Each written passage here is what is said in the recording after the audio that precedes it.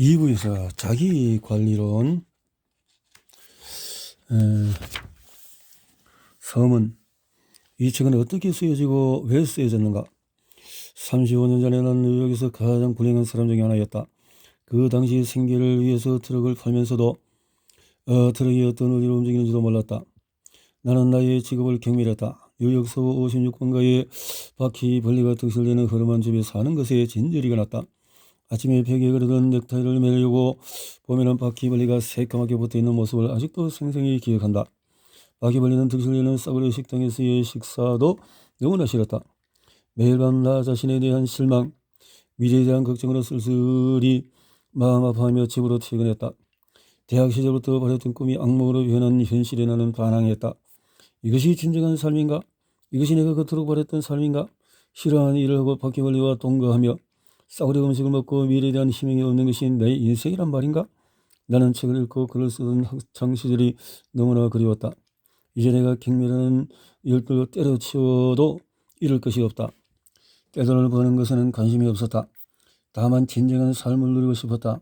젊은이들이 인생의 출발점에서 겪는 결정의 순간이 나에게도 찾아왔다. 그래서 나는 결정을 했고 이 결정이 나의 미래를 완전히 바꿔놓았다. 이 결정으로 내가 꿈꿨던 이상으로 나는 행복했다. 싫어하는 일은 하지 않고 사범대학교에서 교육을 전공했으니까 야간 학교에서 성인을 대상으로 강의하기로 결정했다. 자유로운 낮 시간에는 책을 읽고 강의를 준비하고 소설을 쓸 수도 있을 것이다. 성인을 대상으로 무엇을 가르칠 것인가? 대학 시절에 배운 것을 되돌아보니 사람들 앞에서 자신의 생각을 발표하는 능력이 실생활에서 쓸모있을 것 같았다. 그 수업은 나의 소심함과 부족한 자신감을 없애고 사람들을 대할 수 있는 용기와 확신을 주었다. 자신이 생각하는 바를 말하는 사람이 리더가 된다는 것을 그때 깨달았다. 나는 콜롬비아 대학과 뉴욕 대학의 야간 강좌에 대중연설 강사로 지원했지만은 탈락했다. 그때 실망했지만 지금 되돌아보니 그것은 나에게는 행운이었다.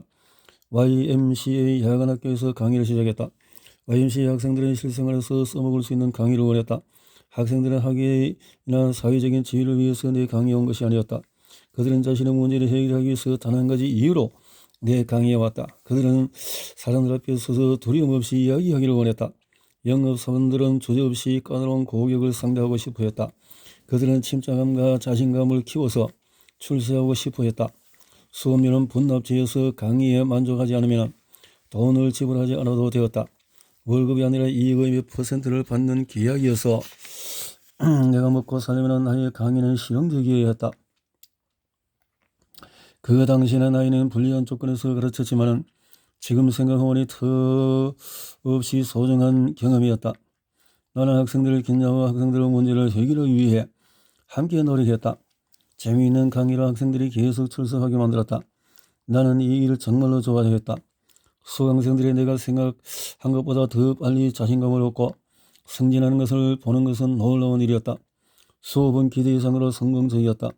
하루 강의로도 $5 주지 않겠다던 YMCA 30달러를 지급했다. 처음에는 대중연설만 가르치자는 세월이 흐르며 사람들이 친구를 사귀고 상대에게 어필하는 능력이 필요하다고 생각했다. 인간관계를 다룬 적합한 교재를 찾을 수 없어서 내가 직접 교재를 썼다. 이 책은 내가 썼다기보다는 강의에서 얻은 경험으로 쓰여졌다. 나는 그 책의 제목을 인간관계론이라고 붙였다. 이 책은 내 수업 교재를 썼고 다른 사람들이 들어보지 못한 다른 책도 4권 썼는데 이렇게 많이 팔리려고는 상상도 못했다. 세월이 지나면서 성인들이 가지고 있는 가장 큰 문제가 걱정이라는 것을 깨달았다. 수강생의 대다수는 회사의 종력, 영업사원, 엔지니어, 회계사 등 다양한 분야에서 일하는 직업인이다. 그런 모두가 고민거리가 있었다. 강의는 직장에 다니는 여성이나 전업주부가 있었는데 그들 역시 고민했었다. 확실히 내가 필요한 것은 걱정을 어떻게 잠재우는지에 대한 교재였다. 그래서 적합한 교재를 찾으려고 했다. 뉴욕에서 가장 큰 도서관에 갔는데 놀랍게도 걱정 고민이라는 제목으로 등록된 책이 22권밖에 없었다. 벌레라는 표제 아래에서 189권의 책이 있는데 말이다. 벌레에 대한 책의 고민에 대해서 보다도 9개나 많다니 놀랍지 않은가? 걱정은 인간이 가진 가장 큰 문제인데 고등학교, 대학교에서 걱정을 하지 않는 방법에 대한 강의가 있다는 것은 들어본 적이 없다. 데이비드 시베리는 그의 책 효과적으로 고민하기라는 책에서 다음같이 말을 했다. 우리는 발리를 쳐달라고 부탁받은 공부벌레처럼 아무런 준비 없이 성인이 되어간다. 결과는 어떨까? 미국 병원의 절반 이상이 신경질환을 앓고 있는 환자들로 가득 차 있다. 뉴욕 공립도서관 서가에 꽂혀있는 걱정에 대한 22권의 책을 살펴보았다. 내가 찾을 수 있는 걱정에 대한 책도 전부 사보았는데 내 수업에 교재를 쓰일 만한 책이 없었다. 그래서 내가 직접 책을 쓰기로 결정했다. 이 책을 쓰기 위해서 7년 전부터 준비했다. 그동안 나는 모든 시대의 철학자들이 고민에 대해서 말한 것을 찾아보았다. 공자부터 처칠까지 수백 건의 전기문을 읽어보았고 잭 댐버시, 오마르 브래들리 장군, 마크 클락 장군, 헨리 포드, 일레노 루즈벨트와 도로시 딕스까지 유명 인사를 직접 면담했다. 그러나 이것은 시작에 불과했다. 5년간 고민을 해결하는 방법을 연구했다. 내가 아는 한 이런 시도는 없었다. 나는 수강생들에게 고민을 하기 위한 방법을 몇 가지 알려주고 이것을 실생활에서 적용해본 뒤에 수업에서 결과를 발표하게 했다. 자신이 예전에 사용했던 방법을 발표한 학생들도 있었다. 이 경험의 결과로 고민 극복을 어떻게 했는지에 대한 많은 이야기를 들을 수 있었다. 그뿐만 아니라 고민을 일한 사람들이 보낸 편지를 수백 통 읽었다. 이 책은 대학에서 만든 책도 아니고 학구적인 책도 아니다. 나는 고민을 어떻게 해결했는지에 대한 간략한 보고서 형식으로 책을 쓰려고 노력했다. 이 책이 확실히 실용적이다. 이 책은 철저하게 사실에 입각해서 쓰여졌다. 프랑스의 철학자 발레리는 이렇게 말했다. 과학은 성공한 처방의 집대성이다. 이 책은 성공한 방법들의 집대성이다. 하지만 주의할 것이 있다. 이 책에 새로운 내용이 없겠지만 일반적으로 사용하지 않는 방법들이 많이 있을 것이다. 우리는 이미 성공적으로 살기 위한 방법은 다 알고 있다. 우리는 모든 황금률을 다 알고 있다. 우리의 문제는 무지가 아니라 실천을 하지 않는 데 있다. 이 책의 목적은 그 황금률을 다시 말하고 실천하고 보여주고 직접 행동하게 하는 데 있다. 당신은 지금 이 책이 어떻게 쓰여졌는지 보려고 이 책을 집은 것이 아니다. 당신은 어떻게 살아야 하는지를 알기 위해 이 책을 집은 것이다. 자, 그렇다면 이제 생각해보자. 처음 40에서 50페이지를 읽고서도 걱정은 그만하고 인생을 즐길 준비가 되어 있지 않으면 이 책을 쓰레기통에 버려도 좋다. 그런 것을 찾을 수 없다면 이 책은 아무런 도움이 되지 않기 때문이다. 데일 카네기.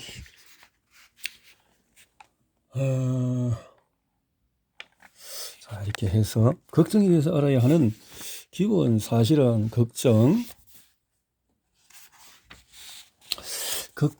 오늘에 충실해라. 1870년 봄에 어떤 젊은이가 책을 읽다가 그의 인생에 정대한 영향을 미칠 구절을 발견했다. 몬트리올 종합고는 응원의 의학도인 이 청년은 졸업시험 어디서도 어떻게 기업해야 할지, 앞으로 어떻게 삶을 할지 걱정을 하고 있었다. 이때 읽은 구절로 인해 그는 당대의 가장 유명한 의사가 되었다. 그는 존스 홉킨스 의과대학을 설립하고 영국에서 의료인에게 주어지는 최고의 영예인 옥스퍼드 의과대학의 교수가 되었다.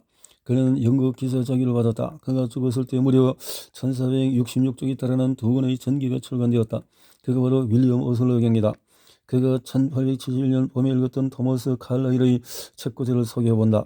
이 구절을 읽고 윌리엄 오슬러 경은 고민에서 벗어날 수 있었다.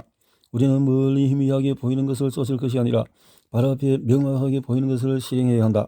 그로부터 42년 후 튤립이 만발한 따뜻한 봄날 저녁에 윌리엄 오슬러는 예일대학교 학생들에게 연설을 했다. 자신이 4개의 대학교 교수였고 유명한 책을 써서 사람들이 자신을 천재라고 생각하지만 자신은 지극히 평범한 사람이라고 말했다. 그의 성공 비결은 뭘까? 그것은 바로 오슬러경이 말한 하루를 충실하게 살기 덕분이었다. 이 말은 무슨 말일까?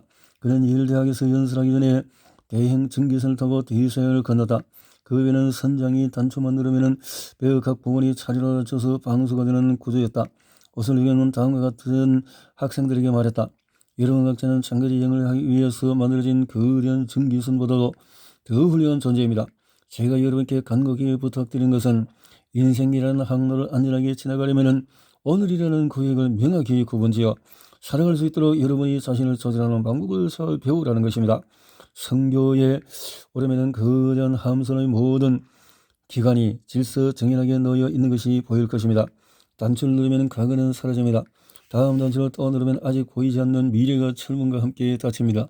그러면 당신의 오늘은 안전합니다. 이제 이미 지나간 과거를 닫아버리십시오.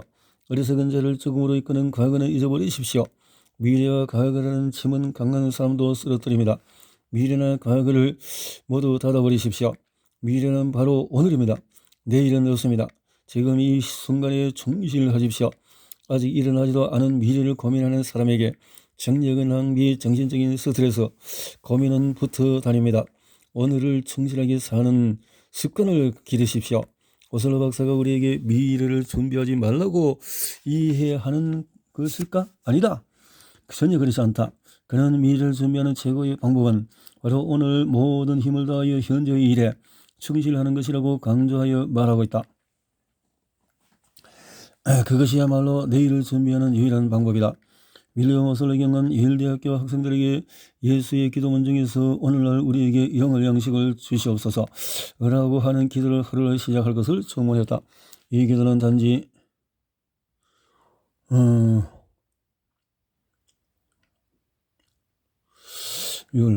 오늘의 양식만을 구하고 있다는 것을 기억해라.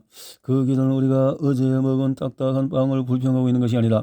다음과 같은 말도 아니다. 하나님, 요즘 가물어서 밀밭이 올라갑니다. 가뭄이 계속될지도 모릅니다. 그러면 내년에 밀밭 농사는 어떻게 될까요? 제가 실업자가 되면 빵은 어떻게 구할까요? 이 기도는 오늘의 양식만을 기도하라고 가르치고 있다. 오늘의 빵만이 우리가 먹을 수 있는 유일한 양식이다. 옛날에 가난한 철학자가 황무지 지역을 거닐고 있었다. 어느 날 한 무리의 사람들이 그의 연설을 듣고자 언덕 위에 몰려들었다. 거기서 그는 역사상 가장 많이 인용되는 말을 했다. 내일의 걱정을 하지 말라. 내일 일은 내일 생각해라. 하루의 괴로움은 그날에 족하니라.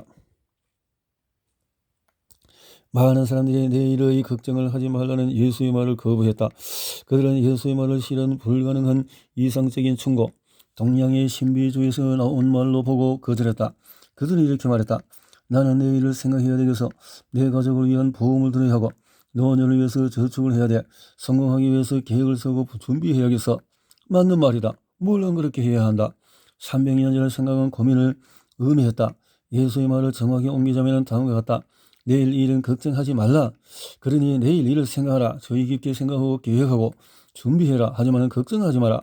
전쟁 중에 군주의자들은 내일을 계획했지 걱정하면서 시간을 보낼 틈이 없었다. 미국 해군을 지휘하던 어니스트 킹 제독은 다음과 같이 말했다. 나는 최정예 부대에 최고의 무기를 제공했습니다. 그리고 가장 적절한 작전을 부여했죠. 그것이 내가 할 수 있는 전부였습니다. 만약에 배가 침몰했다면 내게 침몰한 배를 인양할 능력을 얻었습니다. 이미 지난 일에 마음 졸이는 것보다도 내일의 문제를 해결하기 위한 시간을 쓰는 것이 현명합니다. 게다가 이미 지난 일에 얽매이면 너는 견디지 못할 것입니다. 전시 상황이건 아니건 간에 현명한 사고와 미련한 사고의 주된 차이는 이것이다. 현명한 사고는 원인과 결과를 따져서 논리적으로 건설적인 계획을 세우게 한다. 미련한 사고는 긴장과 신경쇠약에 이르는 경우가 많다. 나는 운 좋게도 최근에 세계적으로 유명한 신문 중에 하나인 뉴욕타임즈의 발행인 아더 헤이저 슐츠버그를 인터뷰하는 기회를 얻었다. 슐츠버그 씨는 2차 세계대전이 유럽을 휩쓸자 미래가 걱정돼서 잠을 잘 수가 없었다고 말했다. 한밤중에 거울을 보고 자화상을 그려려고 노력했다고 한다. 그는 그림을 배운 적이 없었지만 걱정을 마음에서 떨쳐버리고자 그림을 그렸다. 슐츠버그 씨는 찬송가에 나오는 그저 한 걸음만 인도하소서라는 가사를 되뇌이며 걱정을 떨칠 수 있다고 말했다. 내 갈 길 멀고 밤은 깊은데 빛드신 저 분영집을 향해 가는 길 비추소서. 내 가는 길 다 알지 못하나 한 걸음씩 늘 인도하소서. 비슷한 시기에 유럽에서 군복무하던 어떤 젊은이도 이와 같은 교훈을 배우고 있었다. 멜랜드 주 볼티모어 출신의 테드 벤저미너는 전쟁으로 심한 신경증에 시달리고 있었다. 1945년 4월 저는 스트레스가 심해져서 의사가 경련성 가로결정이라는 병에 걸렸습니다. 저는 완전히 지친 상태였습니다. 저는 보호병 94사단 소속 유해 발굴 하사관이었습니다. 내가 하는 일은 전사자, 실종자, 부상자들의 기록을 작성하고 관리하는 것이었습니다. 그리고 적군이건 아군이건 간에 전시 중에 급하게 묻어버린 병사들의 시체를 발견하는 것을 돕는 것도 제 일이었습니다.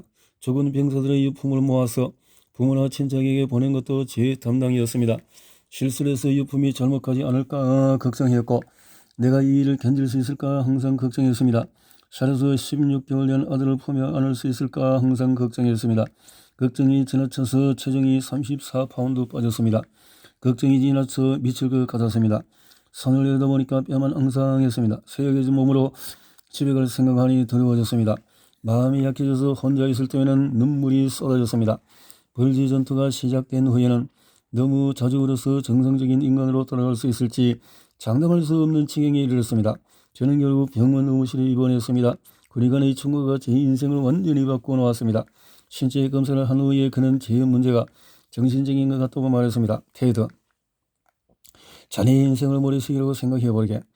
모래시계의 꼭대기는 수천 개의 모래알이 있어 이 모래알이 중간에 가늘고 작은 흠으로 천천히 균일하게 지나가지. 하늘 이상을 통과시키려고 하면 모래시계는 부서져 버리고 말 거야. 우리 모두는 모래시계와 같아. 우리가 아침에 일어나면 해야 할 일이 수백 가지 하지만 한 번에 한 가지씩 하지 않으면 우리의 몸과 마음은 고장나 버릴 거야. 잊을 수 없는 그날 이후 저는 의사가 저에게 해준 말을 꾸준히 실천하고 있습니다. 한 번에 하나의 모래, 한 번에 한 가지 일. 의사의 충고 덕분에 전쟁 동안에 정신적으로나 육체적으로 무사하게 지낼 수 있었습니다. 그리고 에크 크래프트 인쇄 회사에서 홍보 담당이라는 현재의 위치에 오를 수 있게 도와주었습니다. 일을 할 때에도 전쟁 때와 같은 문제들이 납니다. 비축된 재고가 적고 새로운 양식을 처리해야 주문을 새로 해야 하고 주소를 변경해야 하고 지점을 개설하거나 폐쇄하는 등 할 일은 많은데 할 일이 없습니다. 초조해야 하는 대신에 군의관이 한 말을 기억합니다. 한 번에 하나는 모래, 한 번에 한 가지 일이라는 말이 계속 되뇌면서 좀 더 효율적으로 일을 처리하고 동요되지 않게 제가 해야 할 일을 처리합니다. 요즘 입원 환자 절반이 과거와 미래라는 무거운 짐에 짓눌려서 정신적으로 문제가 있는 사람들이다. 그러나 그런 사람들 중에서 대다수는 내일 일을 걱정하지 말라는 예수의 가르침, 오늘에 충실하라는 윌리엄 오슬러의 경우의 말대로 살았다면 행복하고 보람찬 인생을 살면서 즐겁게 거리를 활보하고 다녔을 것이다. 우리는 지금 이 순간 과거와 미래가 만나는 지점이 있다. 우리는 단 한 순간도 이 둘 중에 어느 곳에도 있을 수 없다. 그러게 하려다가는 우리의 몸과 마음이 부서질 것이다. 지금부터 잠자리에 들 때까지 우리가 사는 현재에 만족하자. 로버트 루이스 스티븐스는 다음과 같이 말했다. 아무리 힘들어도 밤이 올 때까지 누구든 자신의 짐을 질 수 있다. 아무리 힘들어도 하루 동안이면 그 일을 할 수 있다. 해가 질 때까지 누구든지 즐겁게 참을성 있게 순수하게 하루를 살 수 있다. 이것이 바로 진정한 인생이다. 그렇다. 삶이 우리에게 요구하는 것이 이것이 전부다.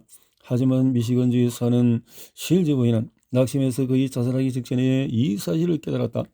1937년 남편을 잃고 저는 매우 절망했습니다.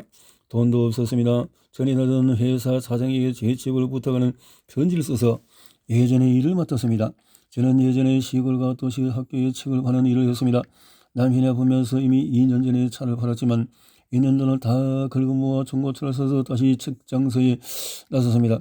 다시 영업일을 하면 제 절망이 사라질 줄 알았습니다. 하지만 혼자 운전하고 혼자 먹는 것이 제가 감당하기에 벅찼습니다. 실적이 좋지 않아서 얼마 안 되는 자동차 할부금도 갚기가 힘들었습니다. 1938년 봄에 저는 미주리의 베르사유에서 책을 팔고 있었습니다. 그 지역 학교들은 재정이 빈약하므로 도하고 또 도로 사정이 좋지 않았습니다. 너무 외롭고 절망스러워서 자살까지 생각했습니다. 절대로 성공할 수 없을 것 같았습니다. 살아야 할 이유가 없었습니다. 매일 아침 일어나서 삶과 직면하는 일이 두려웠습니다. 모든 것이 두려웠습니다. 차 할부금을 내지 못할까 두려웠고 월세를 못 낼 것 같아서 두렵고 먹을 것이 없을까 두려웠습니다. 건강이 나빠지는 것 같은데 의사를 찾아갈 돈도 없었습니다. 여동생과 장래에 치를 돈도 없다는 생각 때문에 죽지 못해 살고 있었습니다. 그런데 어느 날 저를 절망에서 구해주고 다시 살아갈 용기를 준 글을 읽었습니다. 현명한 자에게는 매일이 새로운 삶이다. 저는 구절을 타이핑해서 자동차 유리창에 붙여놓고 운전을 할 때 항상 쳐다봅니다. 한 번에 단 하루를 사는 것이 힘든 일이 아니라는 것을 발견했습니다. 어제 일은 잊어버리고 내일 일은 생각하지 않는 법을 배웠습니다. 매일 아침에 저는 이렇게 외칩니다. 오늘은 새로운 인생이다. 저는 외로움, 결핍의 두려움을 극복하고 행복하고 성공적인 삶을 살고 있습니다. 삶에 대한 열정과 사랑이 넘쳐납니다. 저에게는 어떤 일이 일어나더라도 다시 두려워하지 않을 것입니다. 이제 미래를 두려워할 필요가 없다는 것을 압니다. 이제 하루에 한 번의 인생을 살 수 있다는 것을 알고 현명한 자에게는 매일이 새로운 삶이다라는 것을 압니다. 당신은 누가 다음의 시를 쓰는지 알고 있는가? 행복하리니 홀로 행복하리니 오늘을 자신의 것이라 말할 수 있는 사람, 내 면이 단단하여서 이렇게 말하리. 내일이 최악이라도 나는 오늘을 살리라. 요즘 쓰여진 시 같은가? 이 시는 예수가 태어나기 30년 전에 로마 시인 호레이스가 쓴 것이다. 읽는 원성 중에서 가장 비극적인 것은 제대로 된 삶을 뒤로 미루는 것이다. 우리는 지평선 넘어 마법의 장미 정원을 꿈꾸면서도 우리 창밖에 피어있는 장미꽃은 쳐다보지 않는다. 우리는 왜 이렇게 바보스러울까? 스티븐 리콕이 이렇게 썼다. 우리의 짧은 인생은 얼마나 기묘한가? 아이는 말한다. 내가 청년이 되면은 이라고 말하고, 청년은 내가 어른이 되면 이라고 말하고, 어른이 되면 내가 결혼하면 이라고. 하지만 결혼한다고 뭐가 달라지는가? 그 다음에 내가 은퇴하면 이라고. 은퇴하면은 이미 지가 나가버린 자신의 인생을 되돌아보게 된다. 차가운 바람이 휩쓸고 있다. 그는 모든 것을 놓쳐버렸다. 인생이 매 순간을 살아가는 연속임을 깨닫게 되면 그때는 이미 너무 늦은 것이다.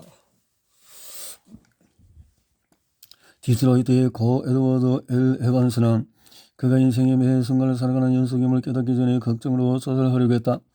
가난한 집에서 에반스는 신문을 팔아서 처음 돈을 벌었고 그 다음에 식료품종의 전문으로 일했다. 나중에 그가 부양해야 할 식구는 7명으로 늘었고 그는 보조사수로 일하게 되었다. 월급은 적었지만 그만둘 수가 없었다. 자신의 일을 시작할 용기를 내기까지 8년의 세월이 흘렀다. 잡은 금은 빌린 돈 $55였지만 1년에 $20,000를 벌 정도로 사업이 확장되었다. 그리고 나장 무시무시한 한파가 불어닥쳤다. 그는 친구를 위해서 그의 그 보증을 쓰는데 그만 친구의 회사가 부도나고 말았다. 덮친 격으로 그가 전 재산을 맡겼던 은행이 파산하고 말았다. 그는 무일푼이 되었을 뿐만 아니라 $16,000의 빚마저 떠안게 되었다. 그의 정신이 이 상황에서 버텨내지 못했다. 저는 잠을 잘 수도 먹을 수 없었습니다. 이상하게 몸이 아프기 시작했습니다. 온종일 걱정꾼이었죠. 근심이 병을 몰고 왔습니다. 어느 날 길을 걷다가 갑자기 기절해서 길바닥에 쓰러졌습니다. 저는 더 이상 걸을 수가 없었습니다. 입원을 했는데 몸에 종기가 나기 시작했습니다. 이 종기가 몸속에도 나는 바람에 나중에 침대에 누워있는 것도 고통스러웠습니다. 매일매일 쇠약해졌습니다. 마침내 조치가 이대로는 2주도 버티지 못한다고 말을 했습니다. 저는 큰 충격을 받았습니다. 위원장을 쓰고 침대에 누워서 죽을 날만 기다리고 있었습니다. 아무리 발버둥을 치고 걱정을 해도 소용이 없었습니다. 모든 것을 포기하고 편안하게 잠을 잤습니다. 몇 주 동안 2시간 이상을 자본 적이 없었습니다. 이 고행을 끝내려고 하니까 갓난 아기에게처럼 잠에 빠졌습니다. 피곤함이 사라지고 식욕이 들어와서 살이 찌기 시작했습니다. 몇 주가 지나자 목발을 짚고 걸을 수 있었습니다. 6주가 지나자 다시 일을 시작할 수 있었습니다. 예전에는 연봉이 $20,000였는데 이제는 일주일 $30만 벌어도 감사했습니다. 제가 하는 일은 차를 선정할 때에 차에 길을 바치는 블록을 파는 일입니다. 이제 더 이상 걱정하지 않습니다. 이미 일어난 일을 후회하지도 않습니다. 미래한 불안도 없습니다. 저의 모든 시간, 에너지, 열정을 오로지 블록 파는 일에만 집중했습니다. 에드워드 S. 에반스는 재빠르게 성장했다. 몇 년 후에 그는 에반스 프로덕트 회사의 대표가 되었다. 그 회사는 뉴욕 주식회사에 장기간 성장되었다. 비행기로 그린란드에 가면 그의 이름을 딴 비행장에 착륙할 것이다. 그가 현재 충실하지 않았다면 이런 성공은 이루지 못할 것이다. 당신은 화이트 킨이 한 말을 기억할 것이다.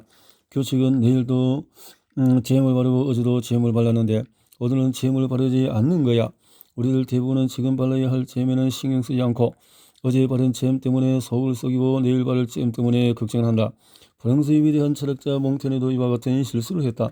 내 삶은 끔찍한 불운으로 가득 차 있다 하지만 그런 불운은 일어나지도 않았다. 내 삶도 그렇고 당신의 삶도 그렇다. 단지는 다음과 같은 말을 했다.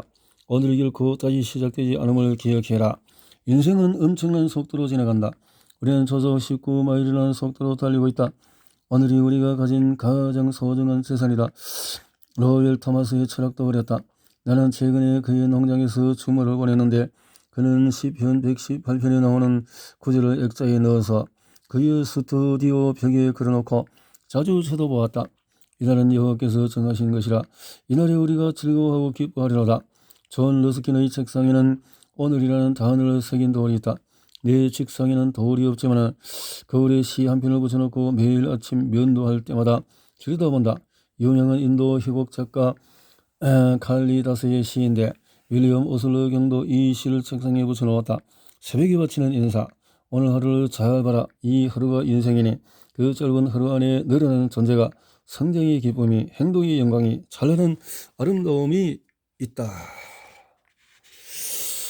이제는 꿈에 불과하고 내일은 환영일 뿐이나 오늘을 충실하게 살면 어제는 행복한 꿈이 되고 내일은 희망이 가득 찬 환영이 된다. 그러니 오늘 하루를 잘 봐라. 이것이 새벽 여명에 바치는 인사. 당신의 인생에서 걱정을 없애고 싶으면 윌리엄 오슬러 경의 방법을 실천해라. 규칙 1. 과거와 미래를 철문으로 막아라. 오늘 하루를 충실하게 살아라. 스스로에게 다음과 같은 질문을 해보고 답을 적어보아라. 나는 미래를 걱정하거나 지평선 넘어 아득한 곳에 있는 장미의 정원을 동경한 나머지 현실의 삶을 사는 것을 도외시하지 않는가? 나는 이미 끝나버린 과거의 일을 후회하면서 현재의 삶을 망치고 있지 않는가? 나는 아침에 일어나서 현재를 즐겨야지라고 결심하는가? 오늘 하루를 충실하게 살 수 있는가? 언제부터 이렇게 할 수 있을까? 다음 주, 내일 아니면 오늘 할 수 있을까?